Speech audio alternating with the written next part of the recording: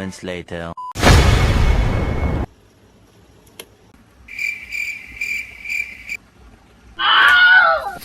শফিক, তুই দেখে লাগতেছস?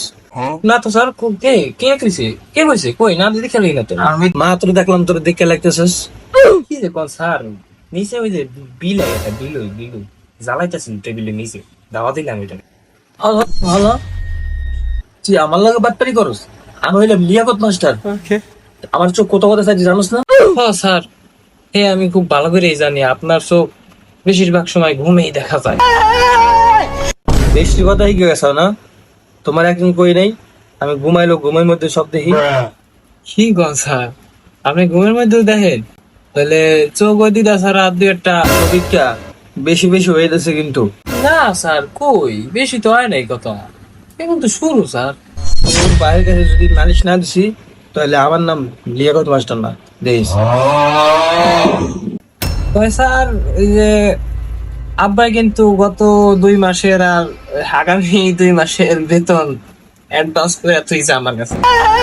কি হলো বাবা, তোমার আব্বা বেতন দিছে?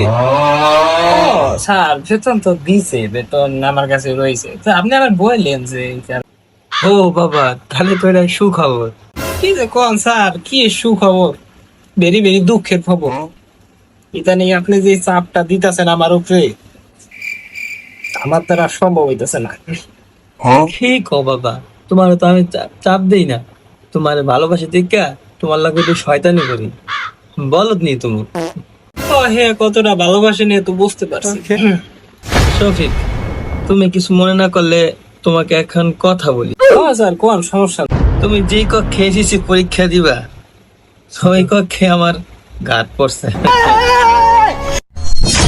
কি গো স্যার, হাসাই স্যার, সত্যি গাট পড়ছে সত্যি? কেন, তোমার কি মনে হয় আমি মিথ্যা বলতেছি? না স্যার, আমি জানি আপনি মিথ্যা কথা কইতেছেন না। তুমি যদি চাও আমি তোমার ব্যাপারটা দেখতে পারি। স্যার স্যার স্যার, এই যে আব্বাটা বেতনটা স্যার। আচ্ছা, দেখেন স্যার, একটু দেখেন স্যার, একটু দেখেন।